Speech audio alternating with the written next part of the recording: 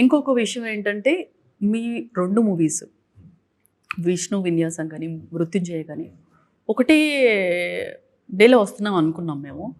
But బాగా talk నడిచింది. బాగా అంటే బాగా. అంటే 2 క్లాష్ అవ్వకూడదు అని చెప్పి మీరు ఈ డిసిషన్ తీసుకున్నారా? లేదంటే క్లాష్ 2 నా సినిమాలే కదా. రైట్. ప్రమోషన్ ఇదంతా కూడా చాలా ఇబ్బంది అవుతుంది. బట్ ఒకే రోజు 2 సినిమాలు అది అనుకోకుండా వచ్చిన సిచ్యువేషన్.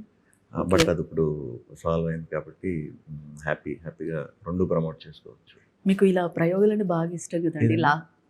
ఇలా ఎక్స్పెరిమెంట్స్ అంటే బాగా ఇష్టం. అంటే అది నాకు నా మీద అలా వచ్చింది, సిచ్యువేషన్ అలా వచ్చింది. ఓకే. నేనెందుకు చేస్తాను. అంటే లాస్ట్ మూవీలో 3 క్యారెక్టర్స్ కదా.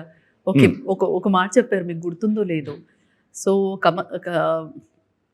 క్యారెక్టర్స్ అనగానే డిఫరెంట్ క్యారెక్టర్స్ అనగానే మనకి లోకనాయకుడు కమల్ హాసన్ గారు గుర్తొస్తారు. బట్ నా పేరు కూడా గుర్తు రావాలి అని చెప్పారు. అంటే అప్పటి నుంచి ఒకటి మైండ్లో పడిపోయింది అనమాట. ఓకే, డిఫరెంట్గా ట్రై చేస్తూ ఉంటారని.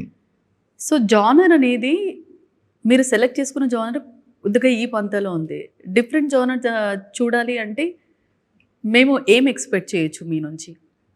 మ్యాక్సిమం ఎప్పటికప్పుడు ఆల్మోస్ట్ నేను చాలా జానర్లు చేశానండి. కొత్త స్టోరీలు, కొత్త ఇవి చేసేసా.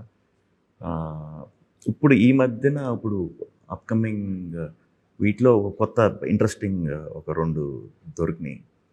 మేబీ అవి నెక్స్ట్ ఇయర్కి స్టార్ట్ చేస్తాను నేను. ప్యూర్ తెలుగు సినిమాలే, తెలుగుకి కొత్త జానర్. మళ్ళా షాక్ అవుతారు అందరూ, షాక్ చేసే ఫ్యాక్టరీ. అవునా? ఎంటర్టైన్మెంట్ని కూడా ఇలా చేయొచ్చా అనే